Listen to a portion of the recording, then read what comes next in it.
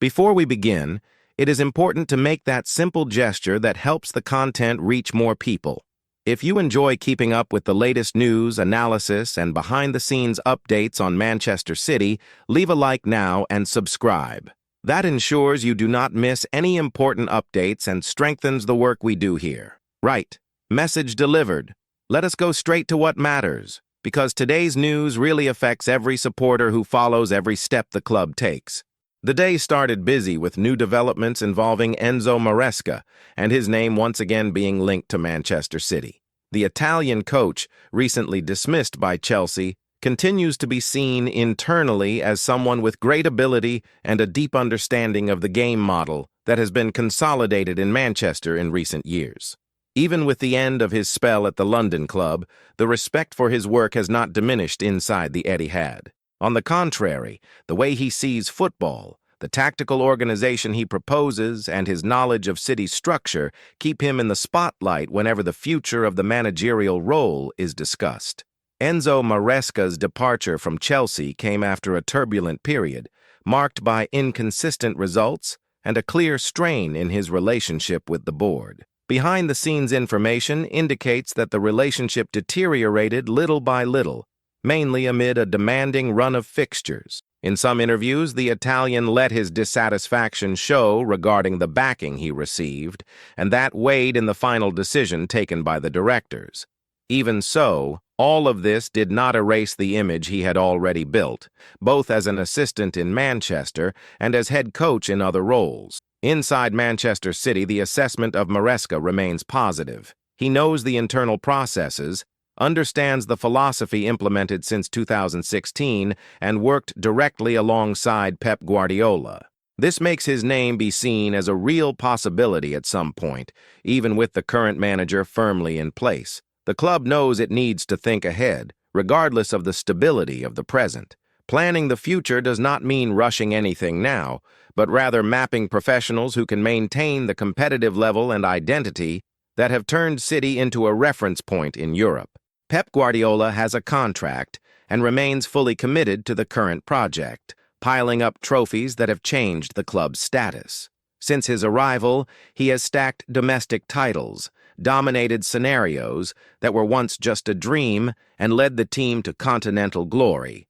None of that is in question. However, there is a natural understanding that, at some point, one cycle ends and another begins. That is where names like Enzo Maresca's appear as possible, heirs to a job that demands far more than simply coaching. It demands understanding the culture that has been built over years. Another point that counts in Maresca's favor is what he has shown as head coach at other clubs. At Leicester, he showed he could organize a competitive team with clear ideas and on-pitch protagonism. That experience reinforced the feeling that he is not just a promising assistant, but someone ready to take on major responsibilities. Adding that to his previous knowledge of City, it becomes natural that his name comes up when succession is mentioned. There is no immediate move, there is no rush, but there is constant observation and careful evaluation. While Enzo Maresca's name fuels the debate, another saga keeps gaining new chapters. The situation of Antoine Semeno. The forward, who has been standing out for Bournemouth, had been pointed out as a Manchester City target to strengthen the attacking sector. However, negotiations have cooled and, at least for now, the club from the south of England seems to have gained breathing space in its attempt to keep the player for longer. Semeno continues to train as normal, integrated into Bournemouth's daily routine, committed to the matches and to the work of manager Andoni Iraola. City's interest in Semeno is easy to understand. He is physically strong, mobile, able to play in several attacking positions, and is still at an age where he can develop. At 25, he combines energy, power, and room to grow, and has already shown he can handle the intensity levels of the Premier League. This profile is very attractive to clubs looking for a versatile squad, capable of adapting to different game contexts, especially in long seasons with many competitions. From the player's point of view, there is no major controversy regarding a possible personal agreement. The information circulating suggests there would be no difficulties on that front, as a long and financially attractive contract would be on the table. The bigger impasse is between the clubs. Bournemouth want to get as much as possible out of the situation, whether by keeping the player for longer or by securing a very high financial compensation. That is why they prefer to remain calm, use him on the pitch, and postpone any final decision until everything is aligned with what they consider ideal. Manager Andoni Iraola himself has already publicly indicated that he is counting on Semeno for upcoming fixtures, mentioning important matches against opponents such as Arsenal and Tottenham. This shows that, officially, he remains part of the current squad, even with the interest of a giant like Manchester City. City, for their part, are not showing any desperation. The board work patiently, aware that hasty pushes can complicate negotiations and inflate fees beyond what is desired. The strategy is to wait for the right moment, sort out bureaucratic details, and if everything progresses as expected, conclude the deal at the appropriate time. While a possible arrival is being discussed, an internal case also dominates the behind-the-scenes conversations: the situation of James Trafford. The goalkeeper, developed in Manchester City's youth academy, is going through a phase of uncertainty regarding his own future. The signing of Gianluigi Donnarumma changed his scenario drastically. The initial idea was that Trafford would compete for his place, get important minutes, and perhaps take on a prominent role in the medium term. However, the arrival of the Italian goalkeeper, combined with how quickly he has settled, completely changed the hierarchy within the squad. James Trafford had returned to the club with high expectations. The investment was significant. There was explicit confidence in his ability, and he even started well, with solid performances in pre-season and a clean sheet in his Premier League debut. But a costly mistake against Tottenham seems to have weighed on him emotionally. Goalkeepers experience this type of situation intensely, as a single error can take on huge proportions. After that, the team suffered another defeat, went into an international break, and, in that period, Donnarumma took over in goal and never looked back. With Donnarumma quickly establishing himself as the undisputed first choice and transmitting enormous confidence, Trafford suddenly found himself with virtually no space to develop on the pitch. For a young goalkeeper, spending long periods on the bench can be a real problem, as match rhythm and confidence go hand in hand. That is why he has started to look favorably on the possibility of leaving, whether temporarily or permanently, in search of minutes and continuity. At the same time, Pep Guardiola recognizes the player's talent and would not like to lose him for good, preferring to keep him as the first-choice backup. There has been mention of interest from Newcastle, but financial factors and other previous attempts that did not progress eventually cooled that scenario. The dilemma, then, is clear. Stay, learn every day in an elite environment, and wait for an opportunity, or take a risk by moving to another club and immediately taking on a more prominent role. Whatever the decision, it will have a direct impact on the construction of James Trafford's career, as goalkeepers tend to have long careers, but depend heavily on the choices made precisely at this early stage. Amid individual uncertainties and expectations, a piece of positive news helped lift the mood in the squad: Rodri's return. The Spanish midfielder's presence completely changes the way the team behaves on the pitch. Even in a goalless draw away from home, his mere return already brought a sense of security and control. Rodri organizes the midfield, sets the tempo, protects the defense, and takes part in the build-up from the very first passes. He is a player who makes the entire team grow around him. When he came on after Nico Gonzalez's injury, the difference was immediate. The team started to circulate the ball more naturally, gained calm in transitions, and managed to push the opposition back for most of the second half. This reinforces something that had already been repeated throughout the season. With Rodri, Manchester City reach another level of consistency. This does not diminish the value of the other midfielders, who also contribute with intensity and quality, but it highlights the specific weight the Spaniard carries within the game model. Even so, there is an awareness that the team is still in the process of evolving. Arsenal are fighting point for point, the fixture list is demanding, and the season is long. There are adjustments to be made, especially in attacking efficiency in away matches, but the structural base is solid.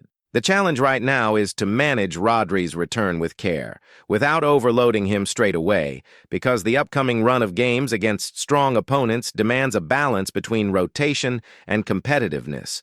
With key players returning, youngsters fighting for opportunities, possible deals in progress, and Enzo Maresca's name hovering as a future possibility, Manchester City's scenario is rich in overlapping storylines. All these movements show a club that is never still. It thinks about the present, but also builds for tomorrow, on and off the pitch. All of this keeps the supporters alert, giving their opinions, agreeing, disagreeing, but always following each chapter intensely. Continuing on, it is possible to see how all these elements form a broad picture of transformation, fine-tuning, and constant preparation within Manchester City. Each individual situation, whether involving the manager, new signings, departures, or the return of key players, connects to the same objective, keeping the club competitive on all fronts and ready to respond quickly to any change in scenario. It is not just about focusing on the next match, but about building solid foundations for the next season and even for the cycles to come. The recurring interest in Enzo Maresca as a potential name for the future in the dugout illustrates well this long-term planning mentality. The club understands that it is not enough to react when a manager decides to leave. You must already have mapped out profiles, styles, and professionals capable of maintaining the identity that has been built. In that sense, Maresca's knowledge of the environment, the methods, and the sporting culture implemented is a differential. He has taken part in this process before and has proved in other jobs that he can lead a top-level squad with his own ideas and personality. The fact that Maresca has recently won significant trophies further strengthens this perception. Even with the breakup at Chelsea, his CV has been enriched with international titles and the experience of competing in decisive matches. This kind of background counts for a lot when thinking about leading a dressing room full of experienced and star players. At the same time, the respect he shows for Pep Guardiola and for the current work creates a sense of naturalness. There is no rush, no dispute, just a future possibility handled calmly. When Antoine Semeno is analyzed, another aspect of Manchester City's strategy becomes clear: constant renewal of the squad. The search for versatile forwards, capable of attacking space, tracking back defensively, and participating in various phases of play, shows a modern reading of today's football. Semeno fits this profile both physically and technically. He is the type of player who offers different solutions over the course of a long season, marked by injuries, suspensions, and natural fatigue. Even with negotiations currently on hold, the possibility remains alive and depends more on adjustments between clubs than on the will of those involved. Meanwhile, Bournemouth act like any club that owns a highly valued asset. They make the most of his performances on the pitch and try to maximize both sporting and financial benefits. The fact that the player is still playing shows professionalism and also City's intelligence in not forcing a situation that can be resolved calmly. In many cases, patience in the market is worth as much as spending power. It is a long game, played behind the scenes, with numbers and deadline, and City are used to acting strategically. In James Trafford's case, what we see is the other side of the coin of a squad full of big names. The difficulty for a young talent to find regular playing time in a team that fights for trophies in every competition. The signing of Gianluigi Donnarumma was a major move that immediately changed the board. A proven goalkeeper with international experience inevitably reduces the field of opportunities for someone still in the process of establishing himself. This creates real dilemmas in the careers of academy players, who must choose between staying in a top-level environment or seeking minutes elsewhere. Trafford is living through this turning point. Technically, he has recognized qualities. Psychologically, he deals with the typical pressure of the position. And strategically, he needs to consider what is best for his trajectory. Manchester City are also keen to preserve a valuable asset. For that reason, every offer, every possibility of a loan or permanent move needs to be analyzed very carefully. There is a risk in leaving and not playing, and there is a risk in staying and playing very little. These decisions shape careers, especially for goalkeepers, whose development usually demands patience.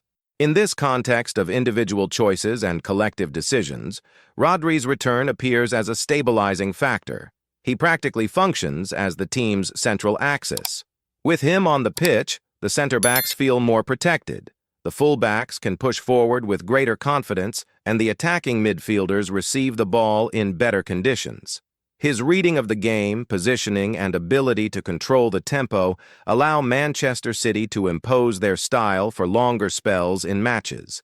That explains why his absence is always so deeply felt and his return so celebrated internally. The recent away draw, although not delivering the perfect result, offered clear signs of growth. The second half showed a more aggressive side, combining possession with chance creation. The impact of players coming off the bench reinforced the feeling of a deep squad, ready for in-game changes.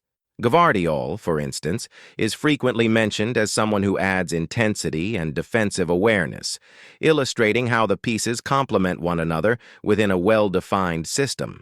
At the same time, there is a mature awareness among the group and the coaching staff. There is still room for improvement. The battle at the top of the table involves consistent opponents, such as Arsenal, and any dips in form can be costly. Attacking efficiency in certain matches, particularly away from home, still needs to improve. Managing physical load with a packed calendar and decisive fixtures also demands planning, rotation, and the courage to make unpopular decisions at times. All of this is part of the natural process of a team that has grown accustomed to always competing for the maximum. When the full picture is observed, it becomes clear that nothing happens in isolation. Enzo Maresca's name linked to the future, the possible arrival of Antoine Semeno, the doubts surrounding James Trafford, Donnarumma's consolidation, Rodri's return, and the intense fight in the Premier League all form a dynamic, interconnected scenario. Every move in the market, every injury, every decision on a renewal or transfer directly influences the construction of the squad and performances on the pitch.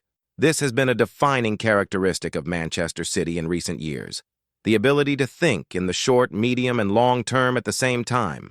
The club worked to win the next match, but also prepare who will manage and who will play in the coming seasons. This broad vision explains part of the recent success.